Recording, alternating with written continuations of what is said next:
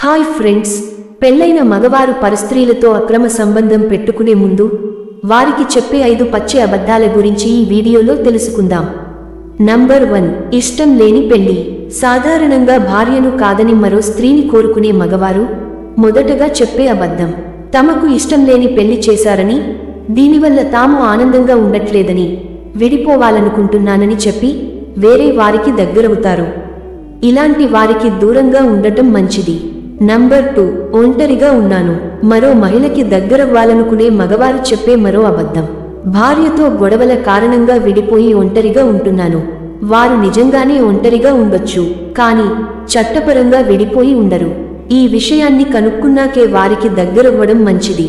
Number 3, భార్య చాలా చెడ్డది. చాలా మంది పురుషులు వారి భార్యల గురించి చెడుగా చెప్పి వేరే వారికి దగ్గరవుతారు. భార్య తనను గౌరవించదని, అందువలన వేరే స్త్రీ తనకు జాలితో దగ్గరవుతుందని అనుకుంటారు. నంబర్ 4, లైంగిక అసంతృప్తి. పరాయి స్త్రీతో సంబంధం పెట్టుకునే ప్రతి మగాడు చెప్పే పచ్చి అబద్ధం తాను భార్యతో సుఖపడడం లేదు, శృంగారపరంగా తాము ఆనందంగా లేమని, ఈ కారణంగానే తాము మరో స్త్రీని కోరుకుంటున్నట్లుగా చెబుతారు. నంబర్ 5, పిల్లలు పుట్టడం లేదు.